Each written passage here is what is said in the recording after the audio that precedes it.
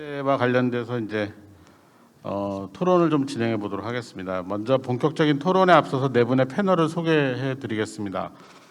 먼저 김은수 과장님 소개해 드리겠는데 앞서 이제 인사 말씀 주셨는데요. 인천광역시 위생안전과 과장님 거쳐서 2020년 12월부터 현재까지 가장 어려운 시기에 인천시 감염병 관리과 과장님을 맡고 있습니다. 예, 다음은 모든 분이 다 아시는 분인데요.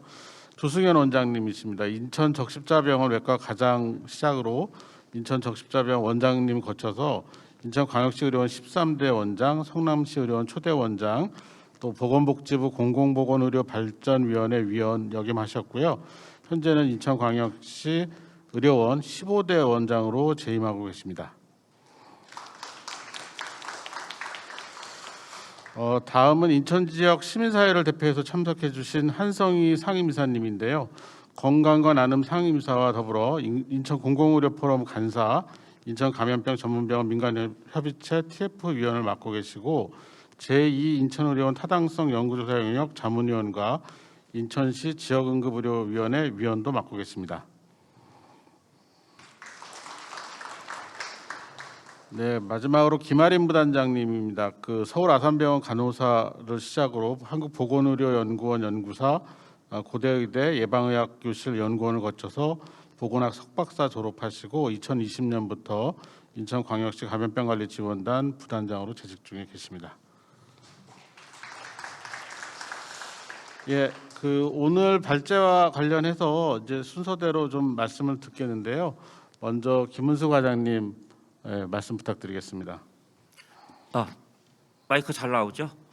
아까 저는 이제 말을 많이 했고 그리고 여기 이제 전문가 교수님도 있고 여기 의료원장님도 있고 시민단체 이사님도 계시고 그래갖고 저는 간단하게 한 말씀 하기 전에 아까 서구보건소장님께서 시에서 너무 많은 일을 시키셨다 이렇게 말씀을 하시는데 그거 사실 맞습니다.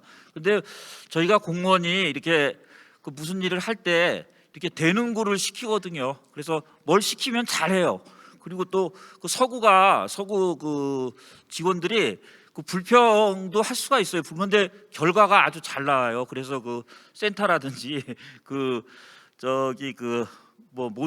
시설 같은 거를 서구에서 이렇게 우선 부탁도 하고 그랬습니다. 이 자리를 빌어서 서구청 직원들 그리고 보건소장님께 감사드립니다. 예, 저는 사실 지금 제일 큰 문제가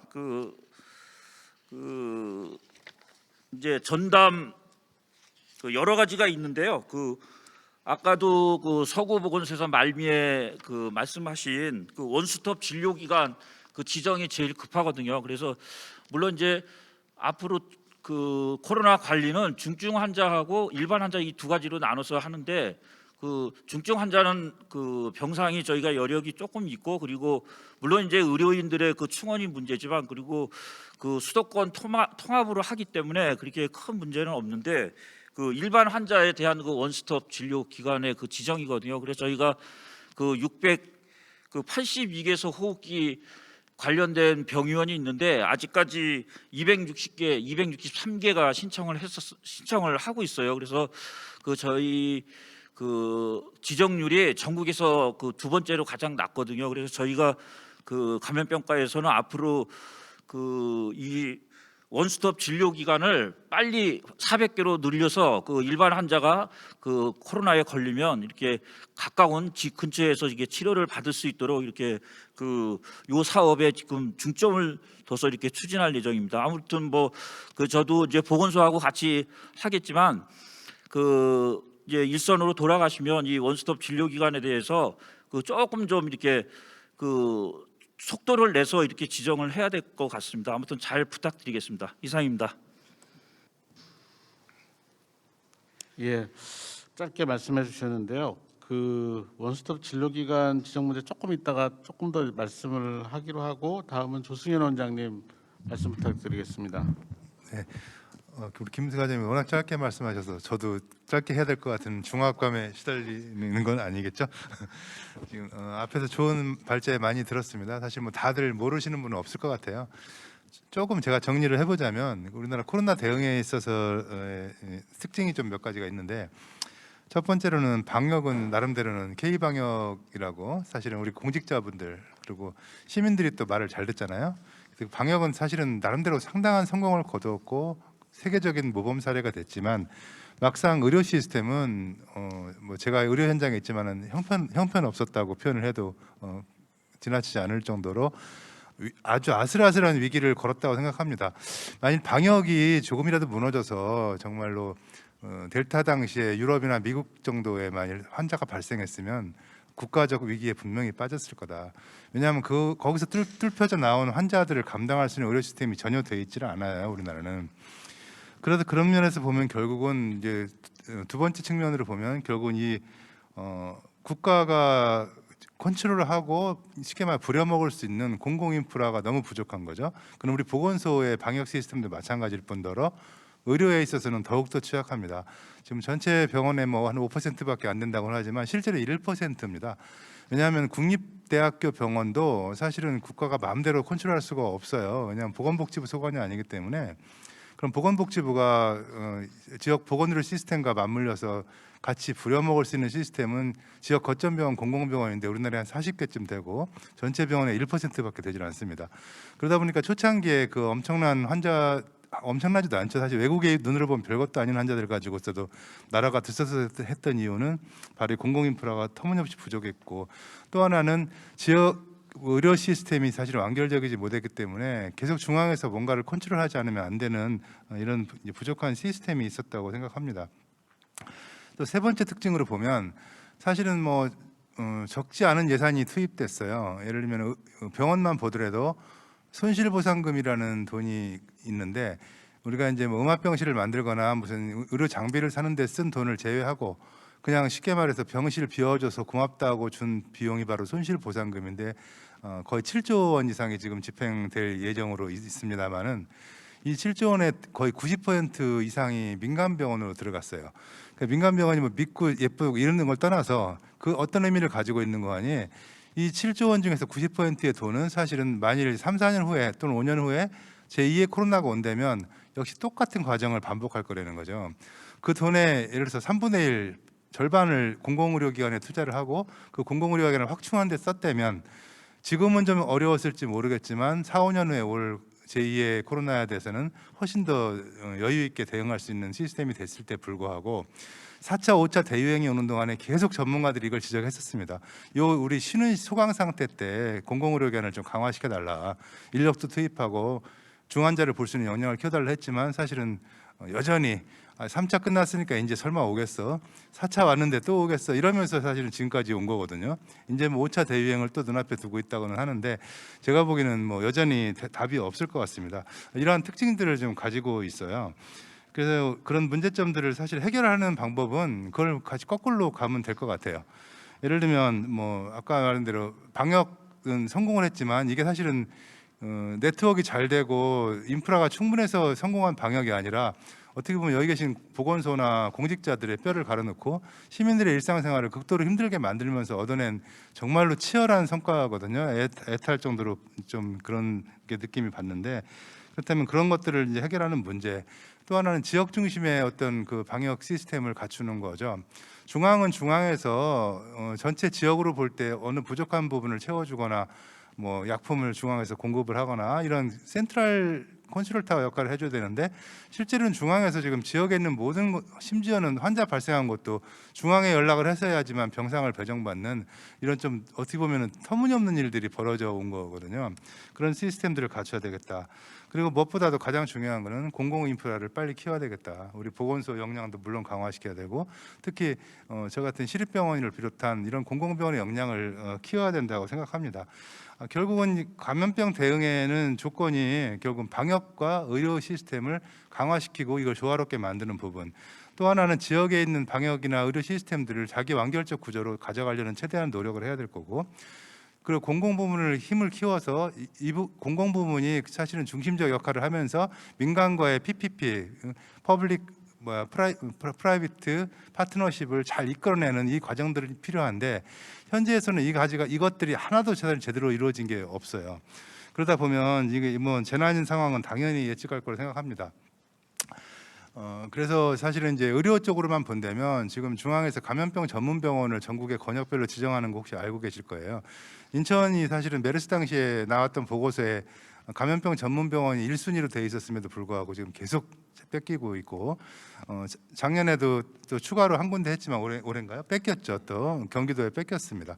그래서 올해 지금 이제 우리 시장님 유정복 시장님께서도 또 그걸 해달라고 이제 기재부 장관 만나서 특별히 부탁을 하신 걸로 알고 있는데 제 생각은 또 예산이 확보돼도 제가 보면 인천이 가져올 가능성이 많지 않습니다.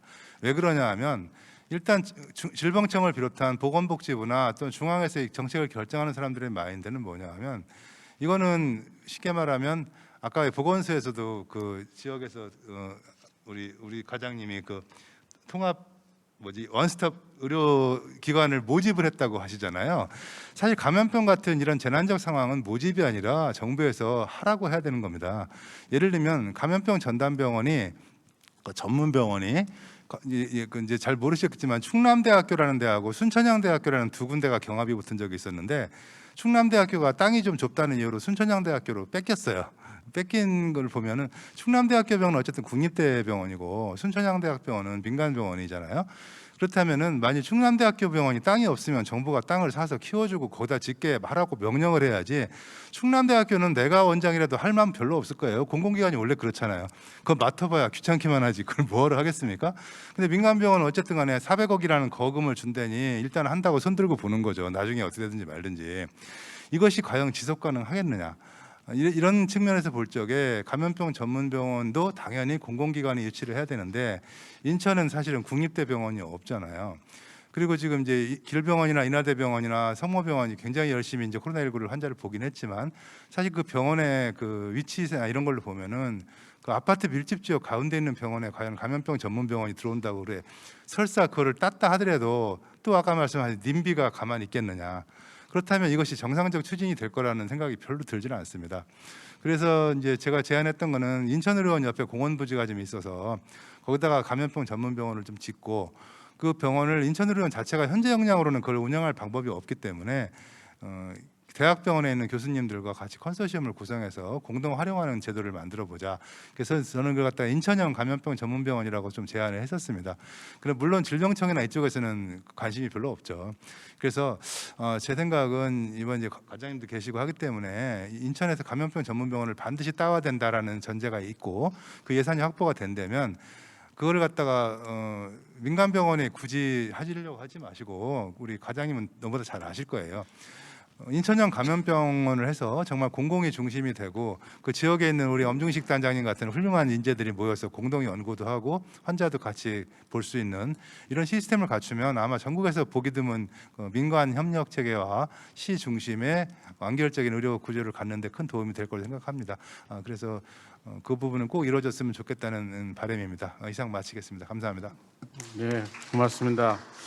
그 권역 감염병 전문병원 얘기까지 얘기가 나갔는데요. 참 그 부분에 대해서는 저도 되게 할 말이 많은데, 예. 근데 아까 말씀하신 것처럼 그 사실이 맞습니다. 그러니까 우리가 코로나19와 관련해서 그 민간 또는 공공의료기관 그 병상을 정부가 빌리는 거죠. 빌리는 것과 관련해서 예산이 7조를 지금 썼다는 게 맞는 말씀이고. 근데 지금 권역 감염병 전문병원 짓는데 보통 한 400억에서 450억 정도 예산이거든요.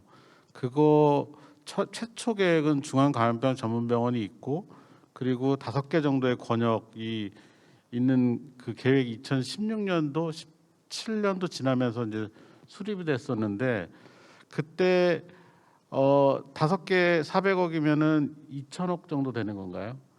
그 투자가 지금도 안 돼가지고 7조를 내고 있다라는 거는 참 어떻게 받아들여야 될지 잘 모르겠거든요. 그러니까 평소에 준비가 얼마나 중요한지를 다시 생각을 하게 되는데 문제는 지금도 그러면 지금 어떻게 되고 있느냐? 아직도 그 설계하고 있고 뭐라 그러죠? 땅 판다 그러죠? 그런 거 시작하는 데가 있나요, 원장님? 없죠. 지금 아직도 없어요. 제가 안 알기에는 최초로 그 권역 감염병 전문병원이 된 데가 조선대병원이 이제 그 아무도 관심이 없을 때 처음 그 권역 감염병 전문병원을 이제 지정을 받았는데 아직도 땅을 못 파고 있거든요. 그러니까 지금 5년이 넘었는데 5년 6년 됐는데, 그러니까 이게 어떻게 이런 문제를 해결할 것이냐, 이런 것들이 참 어려운 문제인 것 같습니다. 조금 더 이따 말씀을 나눠보도록 하고요. 다음은 한성희 이사님 부탁드리겠습니다. 예, 안녕하세요. 건강과 나눔 상임이사 한성입니다.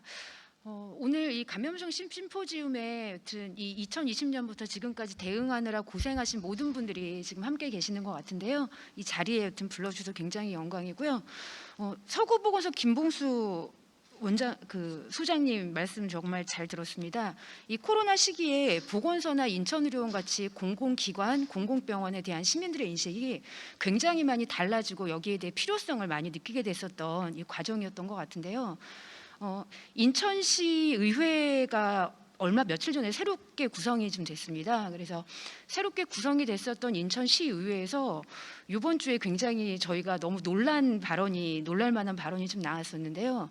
인천의료원이 지금 정원 대비 현원이 좀 약간 모자라는 상태거든요. 이런 부분에 대한 내용을 언급하면서 이러려면 인천의료원을 폐쇄해야 되는 거 아니냐, 이러다가 진주의료원처럼 될 수도 있다라는 이야기가 나와서 저희가 지금 굉장히 예의주시를 하고 있습니다.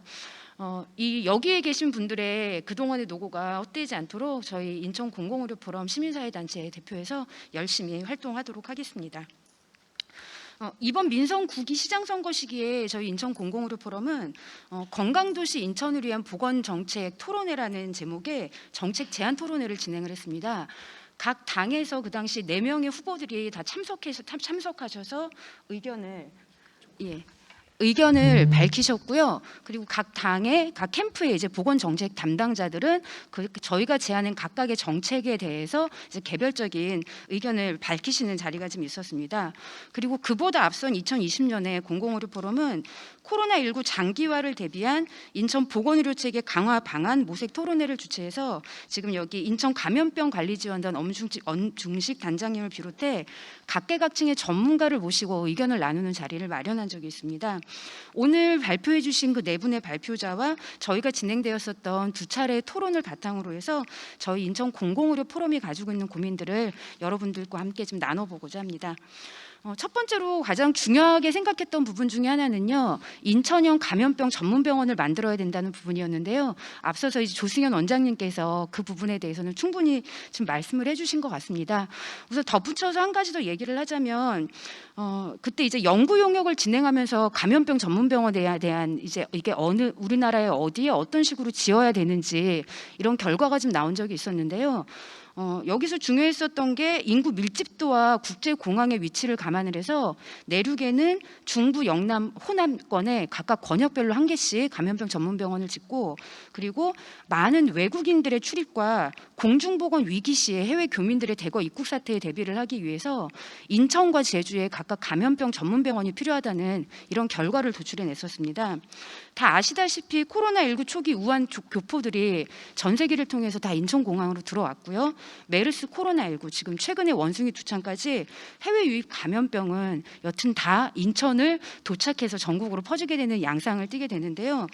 조기 확산 차단의 가장 중요한 부분이라고 생각을 하고요.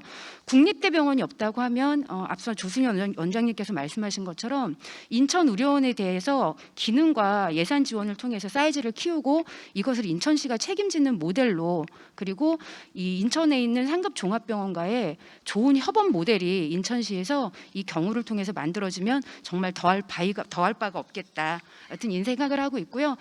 윤석열 대통령님도 그리고 유정복 시장님도 이 인천에 감염병 전문병원을 설립하는 것이 다 공약사항이었습니다. 저희 이 약속이 잘 이루어질 수 있도록 열심히 견제하고 의견 제시를 지속하도록 하겠습니다. 두 번째는 감염병 대응 인프라와 인력에 대한 확충이 필요하다는 부분인데요. 이 불이 나기 전에 소방서와 소방차, 소방대원들은 다 항상 준비가 돼 있어야 하잖아요. 이제 마찬가지 부분이라고 생각을 합니다. 그래서 저희가 제안했었던 내용 중에 하나는 지역 책임 의료기관을 중심으로 30에서 50병상 규모의 감염병 예방센터가 상시적으로 구축이 되어야 된다는 내용이었습니다. 여기에 대한 예산은 인천시가 이제 확보를 내고 지원을 해야 된다는 입장인데요. 위기시와 이제 평상시에 준비를 하고 잘 같이 대응을 하고 이 그 각 기초 지자체에 있는 이런 단체들과도 그 사이에 여러 가지 협력 관계, 이런 여러 가지 그 모의 훈련 등 이런 것들을 진행을 하면서 새로운 감염병이 또 시작되거나 또 재유행이 되거나 이랬을 때 당황하지 않고 그 인프라들을 잘 이용해서 대비할 수 있으면 좋겠습니다. 그리고 감염병 대응을 하느라 정말 고생하신 기초단위 보건소가 있으시잖아요. 여기에는 진짜 인력이 대폭적으로 늘어야 된다고 저희가 생각을 하고 있는데요.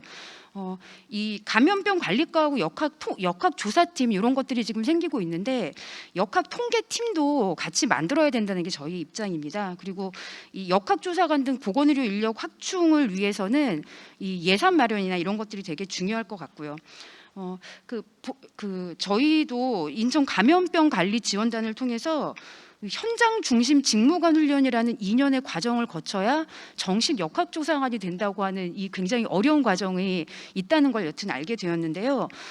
이 2년 과정을 무사히 그 기간 안에 마치는 것 자체가 개인의 노력으로는 굉장히 불가능하다고 생각이 좀 됐습니다.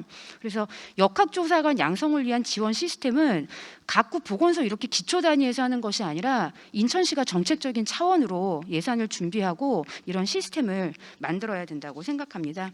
또 한 가지 더 말씀드리자면 감염병 관리 지원단이 계속 이 여러 가지 연구 능력 이런 것들을 높여나가기 위해서 이 전문 인력들이 지속적으로 상주하고 그리고 의견 제안 이런 정책 제시 등을 계속 하실 수 있도록 감염병 지원단의 위상과 역할을 높여야 한다고 생각합니다. 세 번째 말씀드리겠습니다. 이건 굉장히 작은 일부분 중에 하나일 수 있는데요. 이 중앙과 지방의 권한에 대한 효율적 배분, 효과적인 배분, 여기에 대한 이제 활용 이런 부분들도 저도 굉장히 고민이 되는 지점이 있었는데 이걸 깊게 파고 들어가기에는 너무 내용이 방대하고 어렵겠어서 한 가지 그냥 사례를 그냥 말씀드리자면 그 코로나 전담병원으로 인천 적십자병원이 여튼 지정이 이제 중간에 되었었는데요. 여기 인천 적십자병원하고 바로 인접해서 같은 부지에 경인의료 재활센터 병원이 있습니다. 이 경인의료 재활센터 병원 코로나19 확진 환자가 생겼던 적이 있는데 이 환자가 바로 옆 건물인 적십자병원으로 이송되기까지 이틀이라는 시간이 걸렸어요. 수도권 병상 이 배분에 대해서 다 질병관리청이 이제 그런 것들을 조율을 하고 있었기 때문인데요. 각 감염병 단계에 따라서라도 중앙 정부하고 이 지방 정부하고 역할이 조정되는 시스템이 필요합니다. 그 당시 이제 병상이 모자라던 시기가 아니어서 적십자병원에는 굉장히 병상 여유가 많은 상황이었습니다. 네 번째 조금 요 내용이 좀 길 것 같은데요. 코로나 시작되면서 저희가 가장 많이 고민되는 지점 중에 하나였어요. 시설 중심의 돌봄에서 지역사회 중심의 돌봄으로 대규모 시설보다는 맞춤형 시설의 전환이 필요하다고 하는 게 저희가 가진 중요한 고민인데요. 2020년 코로나19 유행 시기에 사회 취약계층 돌봄 시스템이 전면적으로 다 중단이 됐잖아요. 그러면서 요양시설이나 이런 데들을 중심으로 노인 및 취약계층의 집단 감염 및 사망자 발생이 되게 속출을 했습니다. 현재 한국 사회는 노인을 비롯한 취약계층 돌봄의 영역이 시설 중심으로 재편이 되어 있습니다. 이런 형태가 지속되는 한 또 다른 감염병 시기에 집단 감염으로 인한 사망자 발생하고 그다음에 사각지대에 놓여 있는 돌봄 필요자에 대한 방치가 계속될 거라고 생각이 됩니다. 이 코로나19가 우리에게 준 교훈 중에 하나는 대규모 집합시설이 가지는 위험에 대한 경고라고 저는 생각을 합니다. 대규모 집합시설은 관리의 측면에서 효율성과 편의성 그리고 수익성을 중심에 놓은 결과라고 생각이 되는데요. 그렇기 때문에 대규모 시설보다 소규모 시설로, 시설 중심보다 지역 중심으로 그리고 중앙 공급의 정보에서 커뮤니티 중심의 맞춤 정보 제공으로 옮겨가야 되지 않나 이런 고민을 좀 하게 됐습니다. 예를 들자면 학교의 경우는 학급당 학생 수를 지금보다 더 줄여야 되고요. 산후조리원을 계속적으로 개설하고 증축하는 것보다 가정 산모 도우미가 집으로 찾아가는 이런 시스템을 더 확장을 시켜야 하고요. 학교에 가기 어려운 이제 아픈 아이들, 병원에 입원하진 않아도 되지만 이런 아이들을 대신에 보호자를 대신에 돌볼 수 있는 우리 동네 아픈 아이 돌봄 센터가 지역마다 지금 만들어지면 좋겠고요. 요양원과 요양병원의 입소 대신에 생활터 중심의 돌봄이 이루어지면 좋겠습니다. 방문간호 인력에 대한 확대, 건강생활지원센터의 전폭적인 확충이 저는 가장 중요한 그 인프라가 될 것이라고 생각합니다. 또한 각각의 정보를 효과적으로 전달하기 위해서는 이게 여튼 굉장히 고민이었는데요. 이게 시기별로, 계층별로, 연령별로 이 홍보 내용이 저는 다 달라야 된다고 생각하거든요.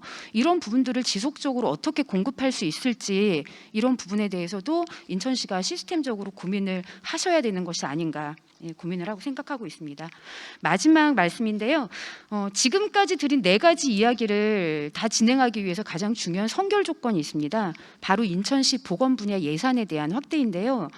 2021년 인천시 보건 분야 예산은 인천 전체 사업의 2.3%인 2,751억 원 가량입니다. 근데 그 내용을 따지고 들어가 보면은요, 이 보건 분야 예산은 국비 매칭 사업에 대한 비용 이런 것들이 있잖아요. 그리고 의료급여 특별 회계라는 이 회계 비용도 같이 들어가 있는데 이 국비 매칭 사업 의료급여 특별회계를 제외하고 나면은요, 인천시가 가지고 있는 독자적인 보건의료 자체 사업 예산은 199억 원 정도에 지나지 않습니다.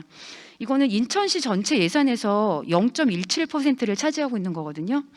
그래서 저희가 이번에 그 시장 선거 시기에 공약 사항 중에 굉장히 중요하게 제시했던 부분이 인천시 자체 보건산업 분야 예산을 인천시 예산 대비 1%로 임기 내 확대하는 부분에 대한 제안을 드렸습니다. 그리고 다행히 각 당의 모든 후보들께서 이 제안을 받으셨는데요. 굉장히 큰 폭으로 0.17%에서 1%면 4년 동안 최소 이제 뭐 0.5배 이상씩은 이제 예산 확충을 해야지 저희가 말씀드렸던 이 제안 목표에 도달할 수 있을 것 같습니다. 인천 시민을 위해서 반드시 지켜줄 것이라고 기대합니다.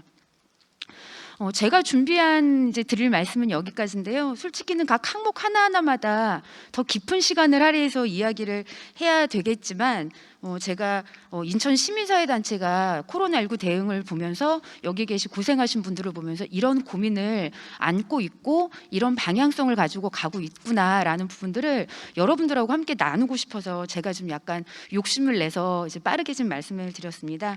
아무튼 코로나19 재확산도 우려되고 이 억수같이 비가 오는 이 와중에도 이 자리에서 함께 해주시고 제 말씀을 경청해 주신 모든 분들께 감사드립니다. 고맙습니다. 네, 감사합니다. 마지막으로 김아린 부단장님 말씀 주십시오. 네. 사실 오늘 이 심포지엄이 좀 더 일찍 그 개최가 됐으면 했던 바람이 사실 개인적으로는 늘 있었습니다. 그래서 그동안 저희 2년 반 동안 경험해왔던 이 코로나19 대응 경험과 앞으로의 전략들을 중간중간에 이제 모여서 공유를 하고 조금 더 논의를 해 나갔으면 좀 더 새로운 얘기들이 그동안 나올 수 있었을 텐데 하는 아쉬움도 좀 있었고, 그래도 지금이라도 이렇게 모여서 그동안의 경험들을 공유하고 조금 아쉬운 점들이 왜 그럴 수밖에 없었냐를 좀 이해하는 자리가 되어서 저는 매우 의미 있었다고 생각이 됩니다. 한 가지 더 바람이 있다면 이 심포지엄 이 자리가 여기서 끝나는 게 아니라 여기서 한 단계 더 나아가서 사실 저희 인천시의 시가 조금 더 앞으로 발전을 해 나가기 위해서는 방금 예산 얘기도 하셨지만 중앙정부의 정책을 시도나 시군구 단위에서 단순히 실행하는 것에 그치지 않고 지자체 광역 단위에서의 정책을 수립을 하고 그것을 실천해 나가는 것이 조금 더 나아갈 수 있는 방향이라고 생각을 합니다. 그래서 그러한 광역 단위의 정책 수립과 또 체계적인 데이터 관리와 어떤 전문적인 분석을 통해서 정책 수립의 근거를 제시하기 위해서는 저는 2가지가 필수적이라고 생각을 합니다. 여러 분들께서 말씀을 해주셨지만 공공과 민간 영역이 협력을 해서 전략적 파트너십을 유지를 해 나가고 그 가운데서 새로운 정책 수립들의 아이디어들이 나올 수 있다고 생각을 하거든요. 그래서 단순히 형식적인 만남이 아니라 어떤 이슈가 있을 때 이벤트성의 회의가 아니라 어떤 정기적인 그런 파트너십을 유지할 수 있는 자리들이 지속 유지됐으면 좋겠다 하는 바람이 있고요. 그걸 좀 뒷받침할 수 있는 게 올해 초에 개정된 저희 조례에 가칭 감염병관리위원회 운영에 관한 내용이 포함되어 있습니다. 그래서 이것이 잘 구성되고 운영이 된다면 방금 말씀드린 그런 목적을 달성할 수 있지 않을까 하는 생각을 하고요. 더불어 아까 말씀드린 체계적인 데이터 관리와 전문적인 분석을 통한 정책 수립의 근거를 제시하기 위해서는 연구 용역이 좀 적극적으로 수행되어야 된다고 생각합니다. 사실 인천시의 보건의료 분야의 연구 용역이 뭐 예산에 제한이 있지만 그래도 좀 몇 가지 연구 용역들이 있는 것으로 알고 있는데 사실 감염병 분야는 제가 오고 나선 오기 이전엔 모르겠지만 제가 오고 나서는 전무했다고 알고 있습니다. 근데 타시도의 사례를 보아도 이 감염병 대응 예방 관리에 있어서 이 광역자치단체에서의 연구 용역 지원이라든지 이런 부분이 적극적으로 수행되면서 새로운 정책 수립, 새로운 감염병 관련된 보건 사업들이 추진이 되는 사례들이 많거든요. 그래서 이런 부분들은 좀 더 신경을 쓰고 고민을 하고 추진해야 될 문제가 아닌가라는 생각을 해봅니다. 그리고 한 가지 더 말씀드리고 싶은 건 보건소에서도 말씀하시고 의료기관에서도 말씀하시는 그런 대응 인력의 역량 강화에 대한 부분입니다. 사실 인력을 구하는 것 자체가 제일 어렵잖아요. 근데 인력을 구하기 위해선 가장 단순하게 생각해 볼 게 처우가 좋으면 인력들은 옵니다. 그래서 이 사람들이 일을 할 수 있는 환경, 그러니까 동기부여가 중요하겠고요. 그 동기부여가 돼서 사람이 온다면은 그 사람들이 지속적으로 일할 수 있는 인건비라든지 그런 업무 환경들을 구성해 주는 것이 우선이 되어야 되겠고, 그렇게 하고 난 다음에는 이 사람들이 전문성을 길러나갈 수 있도록 어떤 체계적인 교육 훈련 과정이 만들어져 있어야 됩니다. 근데 이것도 중앙 정부에 의지할 것이 아니라 광역 단위에서도 그 체계가 유지되고 군구 단위 그리고 시 단위에서 계속 활용될 수 있도록 하는 것이 무엇보다 중요하다고 합니다. 그래서 이런 부분들이 좀 거시적으로 먼저 논의가 되어서 한 걸음 한 걸음 나아가는 발전적인 인천시가 되기를 기대해 봅니다. 네, 이상으로 발언 마치겠습니다. 네, 감사합니다. 그 네 분 말씀 다 들었고요. 조금 더 몇 가지 포인트를 논의하기 전에 혹시 오늘 참여하신 분들 중에 지금까지 나왔던 얘기도 좋고 또 관계가 없는 뭐 조금 다른 방향의 얘기도 좋은데 혹시 발언하시고 싶으신 분이 계시면 발언 시간을 좀 드리도록 하겠습니다.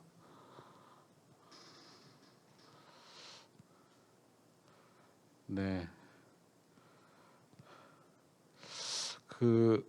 우리나라는 이런 게 참 우리 고유한 특색인 것 같아요. 발언권을 잘 말씀을 안 하셔가지고 제가 몇 가지 들으면서 조금 좀 생각을 좀 해보자라고 싶은 것 중에 하나가 역학조사관 관련된 얘기가 조금 더 해봤으면 어떨까라는 생각이 들었습니다. 왜냐하면 지금 앞으로도 그렇고 역학조사관의 필요성이나 뭐 이런 것들은 너무나 중요한데 채용 자체도 문제고 또 우리가 상당한 그 훈련이 잘 되어 있는 그리고 경험이 많은 역학조사관을 구한다는 표현이 좀 그런데 그런 분들을 이렇게 채용을 하기가 정말 어렵거든요. 실제로 그런 분들이 우리나라에 이렇게 몇 없습니다. 그래서 이 문제를 어떻게 하는 게 좋을지 혹시 뭐 새로운 아이디어라고 해야 되나요? 조금 대안 이런 게 있으시면 패널 분들도 좋고 청중분 중에서도 의견이 있으면 좀 주셨으면 합니다. 네, 제가 좀 잠깐 말씀을 드리겠습니다. 그 역학조사관 문제는 정말 심각합니다. 제가 코로나를 한 2년은 안 됐지만 그래도 한 20개월 이렇게 과장으로서 근무하는데 제일 문제가 그 역학조사관의 문제예요. 그래서 역학조사관이 없으면 사실 그 감염병 관리가 그 막히는 데가 너무 많아요. 그리고 법적으로 하자 있는 것도 많고 그래서 물론 뭐 저희도 그 공보위도 있고 뭐 그 여러 가지도 있지만 아직도 부족한데 그 최근에 저희가 제일 실수했던 게 뭐냐면 최근이 아니라 과거서부터 실수했던 게 뭐냐면 역학조사관 양성에 너무 소홀했다는 거예요. 그래서 지금 저도 이제 처음 알았는데 그 2년 그 질병청에서 하는 교육을 2년 수료하면 그 역학조사관으로 임명이 되고 그 활동을 할 수 있는 그런 교육 제도가 있더라고요. 그래서 저희 보건환경연구원에서는 아마 세 분이 이제 그 최근에 수료를 하셨고, 근데 저희 시에서는 이상하게 그 수료하신 분이 한 명도 없어요. 그래서 그 뭐 저희가 뒤늦게 그 여러 가지 그 뭐 사실 저 인사팀이라든지 평가팀의 인센티브라든지 그런 것도 건의하면서 이렇게 그 좀 교육자를 모집을 하고 그런데 저희 시에서 이제 세 분 정도가 후보 이렇게 교육을 받으신다고 했고, 그리고 아마 그 서구보건소에서 한 분이 그 역학조사관 교육을 신청을 한 것 같아요. 그래서 그리고 다른 보건소는 거의 없고요. 근데 저희 인천시가 그 보건소에 역학조사관이 그 있는 데가 거의 없어요. 그런데도 불구하고 그 역학조사관 교육조차 신청을 그 이렇게 그 서구 한 군데에서 이렇게 하게 됐는데, 사실 그 역학조사관 교육을 받으면 그 뭐 여러 가지 인센티브 중에서 공무원은 이제 우선 뭐 진급이라든지 뭐 아니면 가점 아니면 뭐 그 여러 가지가 있거든요. 그런 제도가 있어야 되는데 아직 그런 제도가 좀 미흡한 사항도 있고 그 여러 가지 좀 문제가 있는 것 같아요. 그래서 그 저희가 중수본 이제 그 회의를 할 때 그 역학조사관 교육 그 인력 교육 그 후보자를 좀 많이 이렇게 좀 그 제출해서 교육을 받을 수 있게 이렇게 하자는 건의도 했고, 그리고 다시 한번 저희가 그 보건의료직에 그 근무하시는 공무원들이라든지 보건소 근무하시는 분들한테 이제 다시 한번 저희가 공문을 뿌려서 그 역학조사관 교육을 더 이렇게 많은 분이 받을 수 있도록 이렇게 좀 그 조치를 하려고 합니다. 네. 근데 그 질병관리청 그 역학조사관 교육 프로그램 자체가 지원 자격에 제한이 있지 않나요? 그 일단 뭐 아까 이제 우리 원장님도 말씀하셨다시피 이 감염병에 대해서는 뭐 저도 이제 지방공무원의 한 사람이지만 중앙에서 통제가 너무 많아요. 그래서 교육이라든지 방역이라든지 거리두기 같은 게 사실 저도 그 과장을 하면서 하루에 한 4번 5번 교육이 아니라 중수본이나 이제 그런 질병청 회의를 아주 진이 빠지도록 했거든요. 그런데 그 내용 자체가 이미 다 결정돼서 통보하는 거라든지 뭐 의견을 듣는 수준이에요. 결국 다 결정을 해놓고 이렇게 그 의견을 듣는 그런 과정에 불과하거든요. 그래서 이 교육 같은 경우에도 제가 알아봤더니 이미 중앙서부터 이렇게 배정이 돼요. 그래서 저희가 시에서도 3명이 신청을 했지만 아마 그 서구보건소 한 분만 신청을 받아주고 다른 분은 그 이렇게 누락이 되는 그런 경우가 있었거든요. 그렇게 신속하고 긴급하게 필요한데도 불구하고 그런 거를 어필을 하는데도 불구하고 이제 그러한 상황이 오는 거죠. 그게 좀 섭섭하고 좀 안타까울 따름입니다. 김아리 부단님 혹시 그 교육 프로그램 관련해서 그 자격 요건 뭐 이런 거 혹시 아시는 거 있습니까? 제가 알기에는 너무 자격이 까다로워서 충분히 그 역학조사관의 교육을 받을 수 있는 역량이 되고 또 그 교육을 받음으로 인해서 역학조사관의 역할을 할 수 있는 그런 후보군들이 있거든요. 근데 그분들이 교육 자체에 못 들어가는 걸로 저는 알고 있어요. 그런 부분이 있는 걸로 알고 있어요. 근데 저희 물론 이제 저희 직원들이 다 일도 잘하고 이제 훌륭하지만 그 보건직이나 간호직 그리고 이제 특히 이제 의료직 같은 보건의료직 공무원으로서 이렇게 어느 정도 근무만 한다면 그렇게 자격 조건은 그렇게 까다롭지 않은 것 같더라고요.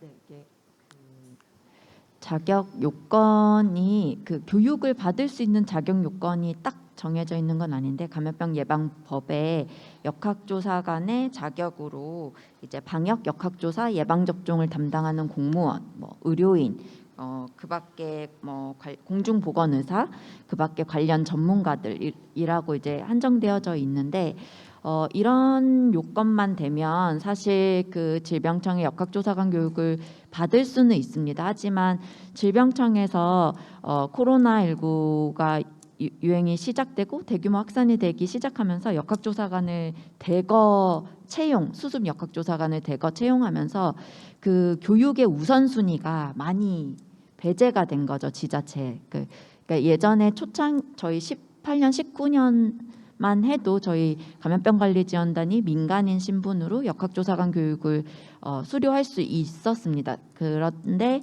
20년이 돼서부터는 민간인은 그 교육 지원에서 우선순위가 다 밀려 나가는 거죠. 그래서 이제 중앙 정부 그리고 지방 정부의 공무원들이 우선적으로 교육을 받게 되었고, 근데 사실 이 교육의 우선순위가 또 뭐 문제겠지만 그것보다 조금 더 문제는 이 역학조사관 교육을 실시하고 진짜 전문 역학조사관이 되기 위해서는 그 연구 실적들이 필요합니다. 그러니까 수료가 끝이 아닌 거죠. 자격을 받기 위해서. 근데 그거를 수료하는 과정이 보다 전문적이고 보다 기술적인 것들이 필요하다 보니까 실제 질병청 안에서는 내부적으로 1:1 멘토링 프로그램을 진행하기도 한다고 들었고요.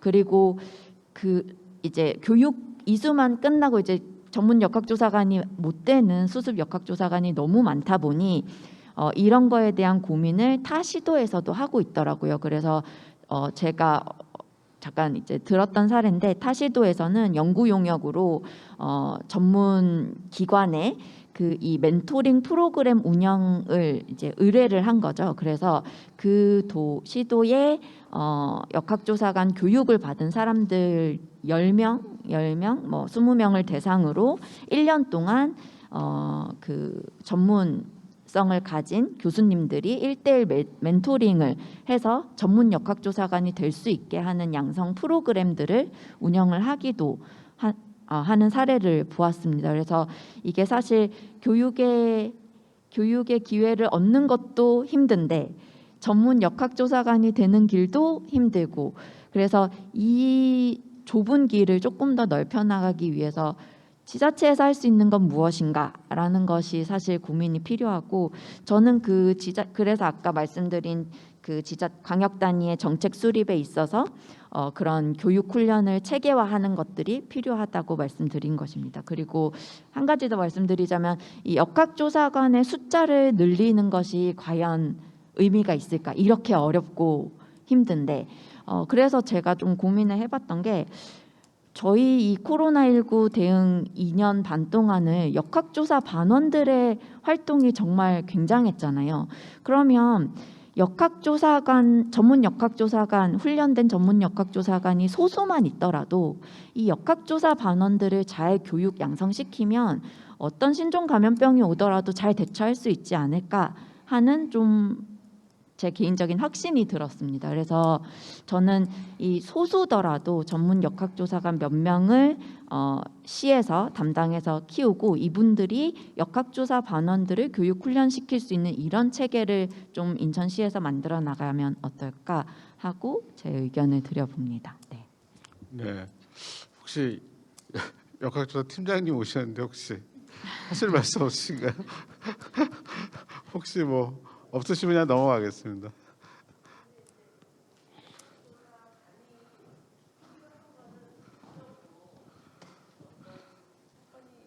조사를 해야 되는 사건이 있었을 때,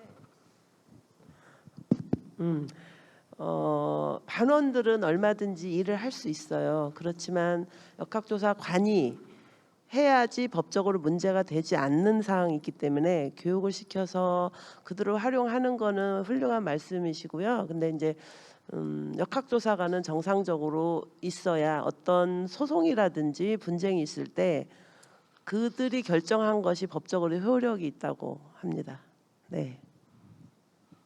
아무튼 그 역학조사관을 그 키우기 위한 여러 가지 그 환경을 일단은 좀 만들 필요가 있는 것 같습니다. 그게 우리 지자체에 꼭 필요한, 인천광역시에 꼭 필요한 부분이라면 그걸 어떻게 해결해 나갈 것인가에 대한 논의가 조금 더 심도 있는 논의가 좀 필요하지 않을까라는 생각이 들고, 또 기존의 이제 그 공공기관이나 공공의료기관에서 근무하면서 자격 요건이 있는 분들도 충분히 뭐 그런 그 역학조사관 교육을 받을 수 있는 그런 환경을 만들어줄 수도 있지만 제 생각에는 또 여기 터를 잡고 오랫동안 계신 경험 많은 임상 경험이 많은 의료인들의 경우에도 좀 어떻게 활용할지에 대해서 역학조사관으로서 어떻게 활용할지 뭐 이런 부분에 대한 논의도 좀 포함되면 어떤가라는 생각이 들었습니다.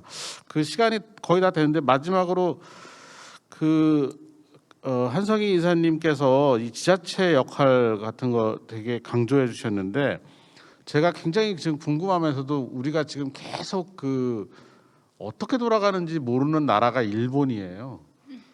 일본은 우리랑 완전히 다른 대응 체계를 갖고 있는 것 같은데 실제로 어떻게 돌아가는지 잘 확인이 안 되고 있는 나라인데 최근의 상황들을 보면은 일본은 중앙 정부가 대응하는 것과는 좀 다르게 완전히 다르게 지자체 중심의 대응을 했거든요. 그러니까 여러 가지 단점이 있었습니다. 초기에 통일된 어떤 대응이나 어떤 측정, 모니터링 이런 거 관련된 데이터가 잘 안 나오는 그런 문제들 뭐 여러 가지 단점이 있었지만 그럼에도 불구하고 굉장히 조용하고 차분하게 상황을 넘기고 있는 것 같거든요. 물론 거기 희생자들이 얼마나 나왔는지 뭐 이런 거 관련된 데이터를 신뢰도가 높은 그런 데이터를 지금 저희가 확인을 못 하고 있지만 우리 옆 나라는 또 어떻게 하고 있는지 보면 분명히 좀 다른 길을 가고 있고 거기서 배울 부분이 있어 보이거든요. 그래서 이런 감염병과 관련돼서 어디까지를 지자체 역할로 가져갈지 또 중앙정부 역할로 가져갈지 항상 고민이 되고 답을 내기가 어렵지만 이제 그런 것도 좀 조사해 볼 필요가 있지 않나 그런 생각이 들었습니다. 혹시 이 부분 관련돼서 조금 더 뭐 얘기하실 게 있으실까요? 정말 깊이 많이 고민을 하고 이래야 되는 부분이긴 한데요. 이게 여튼 감염병 시기나 이런 대응 시기에 이게 여튼 집단적으로 함께 이렇게 이루어져야 되는 부분들이 있잖아요. 여기서 여튼 이 정보 전달이 가장 효율적인 건 무언가 만들어진 중앙 정부의 내용을 그냥 이렇게 아래로 내리는 방식이 되는데요.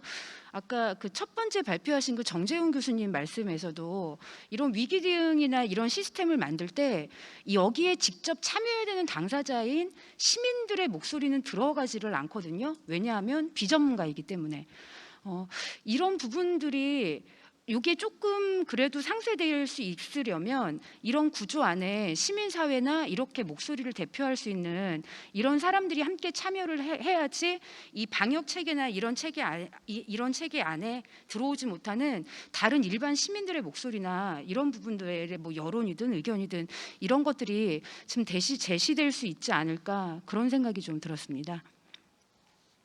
네. 혹시 뭐 다른 추가적으로 뭐 보완해서 하실 말씀 있으면 네, 네, 제가 짧게, 좀 한 네. 말씀 드리겠습니다. 이제 감염병이 1급에서 2급으로 하향이 됐고요. 그런데 제가 제일 좀 이렇게 되고 싶고 이렇게 부탁을 드리고 싶은 거는 지금 사실 모든 행동에는 자기 책임이 따르잖아요. 그런데 감염병에 대해서는 이제 1급으로 되면 물론 국가에서 모든 거를 다 해줘요. 그리고 진료부서부터 해서 뭐 집에서 쉬면 뭐 쉬는 건 아니지만 격리되면 격리비, 뭐 음식값, 그리고 지자체에서는 필요한 뭐 라면이라든지 심지어는 생필품, 분유um 그런 것까지 다 주거든요. 저는 그렇게 생각합니다. 물론 일본이 여러 가지 허술한 가운데서도 이렇게 지킬 수 있는 거는 하나의 일본 국민성이 자기의 역할을 되게 중요시 하거든요. 그래서 어느 정도의 나의 행위는 내 책임이 있다고 생각을 하는 사람들이 많은 것 같아요, 일본이요. 그래서 저희도 똑같이 그러라는 게 아니다. 물론 저희 국민성도 좋은 점은 많지요. 그렇지만 코로나나 어떤 감염병에 이렇게 확진이 됐을 때 앞으로는 일부 자기의 책임 있는, 그러니까 물론 이제 자기 본인 부담금도 있겠고 뭐 여러 가지가 있겠지만 그런 책임을 좀 부여를 하면 아마 자율적으로 지키는 그런 빈도라든지 자기 스스로 지키는 그런 질서라든지 그런 게 조금 좀 확립될 것 같아요. 그래서 저는 앞으로 물론 여러 가지 좋은 정책이라든지 그런 게 많이 나오겠지만 일단 그러한 면부터 이렇게 좀 조금씩이라도 이렇게 반영이 됐으면 좋겠다는 그런 의견입니다. 예, 조승현 원장님 짧게 뭐 더 보완하실 말씀 있으실까요? 저는 뭐 다른 건 사실 이제 저는 뭐 병원에 있으니까 병원 얘기만 좀 드리겠습니다. 사실 이제 의료 정책 중에서 좀 문제가 있었던 게 뭐냐면 공공병원들을 초기부터 전부 다 코로나 전담 병원으로 바꾸면서 대부분의 지금 지방 의료원들이 일반 환자를 안 보고 거의 2년 반 동안을 코로나 환자를 보다 보니까 뭐 심지어 국립중앙의료원조차도 이제는 거꾸로 이제는 정상화를 하는데 이게 막 거의 불가능한 구조가 돼버린 거예요. 얼마 전에 국립중앙의료원에서 이제 연구 조사를 했는데 이게 정상화되려면 최소 3, 4년 정도는 걸릴 거다라는 거죠.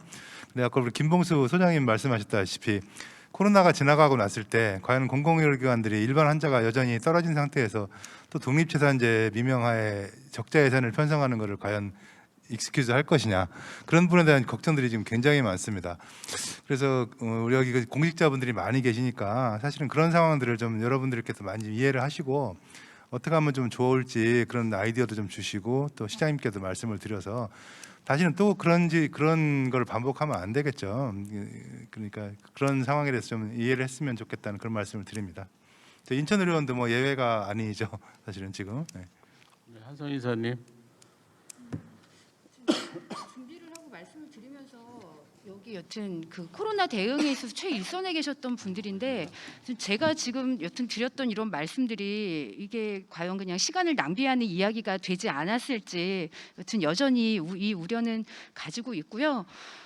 이 인천 공공의료 포럼을 비롯해서 인천 시민사회 단체들이 계속 지속적으로 이런 부분들에 대해서 관심을 가지고 있습니다. 좋은 방향으로 더 나아갈 수 있게끔 계속 저희는 노력하도록 하겠습니다. 김아래 부단장님. 이제 유행이 시작되고 있다고들 하는데 또 일선에 가시면 또 얼마나 노고가 많으실까요? 이제 조금만 더 힘내서 으쌰으쌰해서 또 한 고비를 잘 넘겨갈 수 있으면 하는 바람이 있고요. 네. 이렇게 마련된 자리에 모두 참석해 주셔서 뜻깊은 시간 같이 함께 해 주셔서 너무 감사드린다는 말씀 마지막으로 드리겠습니다.